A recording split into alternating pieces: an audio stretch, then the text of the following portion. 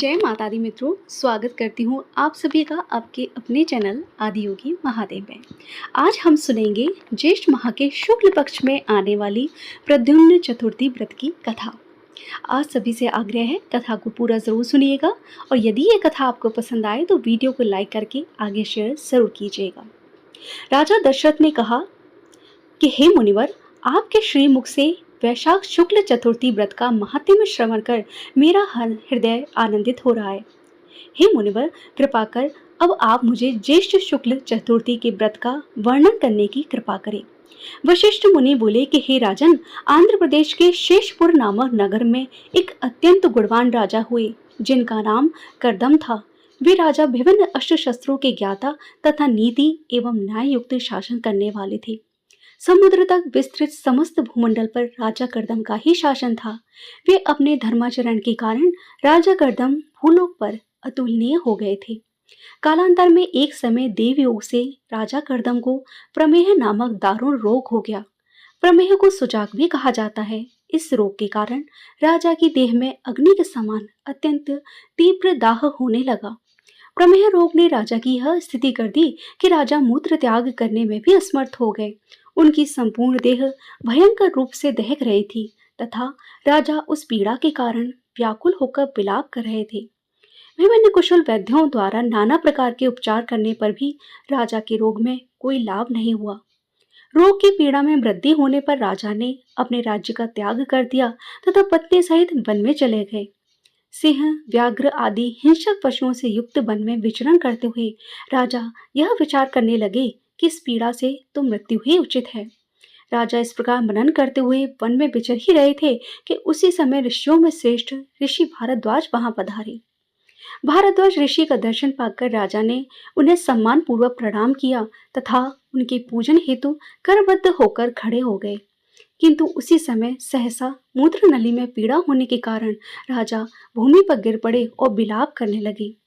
राजा की यह दुर्दशा देखकर ऋषि श्रेष्ठ भरद्वाज ने अपने तपोबल से राजा के दुख का कारण ज्ञात किया और कहा कि हे राजेंद्र, करदम, तुम मेरे हितकारी वचनों को श्रवण करो।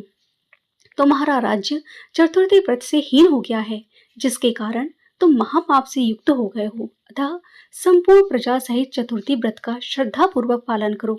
उस व्रत के पुण्य फल से तुम्हें अवश्य ही दुखहीन हो जाओगे।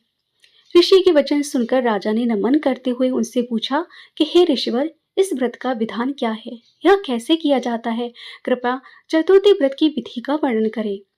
भरद्वाज ऋषि बोले कि कृष्ण पक्ष की चतुर्थी को संकष्ट माह कहा जाता है तथा शुक्ल पक्ष की चतुर्थी को धर्म, अर्थ, काम तथा मोक्ष प्रदान करने वाली माना जाता है। सभी व्रतों के आदि में यह व्रत करने से मनुष्य को 4 पुरुषार्थों की प्राप्ति होती है, अन्यथा वह इनसे हीन होकर नरक भोगेगा। ऐसा वचन बोलकर उन्होंने ज्येष्ठ शुक्ल चतुर्थी के व्रत का महात्म्य वर्णन किया, जिसे सुनकर राजा अति प्रसन्न हुए। ऋषि भारद्वाज ने राजा करदम को अष्टाक्षरी मंत्र देकर उसका विधान समझाया और अंतर ध्यान हो गए। राजा करदम अपने राज्य लौट गए और उचित समय पर ज्येष्ठ शुक्ल चतुर्थी को उन्होंने प्रजा सहित ज्येष्ठ शुक्ल चतुर्थी व्रत का निष्ठापूर्वक पालन किया, जिसे प्रद्युम्न चतुर्थी के नाम से भी जाना जाता है। राजा करदम ने घोषणा करवाई कि शुक्ल पक्ष की चतुर्थी वर देने वाली है तथा कृष्ण पक्ष की चतुर्थी विघ्नों का नाश करने वाली है। जो भी व्यक्ति इन व्रतों का पालन नहीं करेगा उसे राज्य से निष्कासित कर दिया जाएगा और उचित दंड दिया जाएगा। इस प्रकार प्रजा सहित प्रद्युम्न चतुर्थी का व्रत का पालन करने पर राजा करदम का प्रमेह रोग शांत हो गया और वह पूर्ण रूप से निरोगी हो गया। कालांतर में राजा करदम अपने पुत्र को राज्य सौंपकर पत्नी सहित उपवन में गणेश उपासना में समय व्यतीत करने लगे। अंततः गणपति की उपासना करते हुए उन्हें मृत्यु लोक के समय समाप्त होने पर ब्रह्म में विलीन हो गए और उनकी समस्त प्रजा भी अंततः उसी प्रकार ब्रह्म में विलीन हो गई। यहाँ पर प्रद्युम्न चतुर्थी व्रत की कथा पूर्ण हुई। बोलिए गणेश महाराज की जय। आज की ये कथा फ्रेंड्स अगर आपको पसंद आई है तो इस वीडियो को लाइक करके ज़्यादा से ज़्यादा शेयर ज़रूर कीजिए।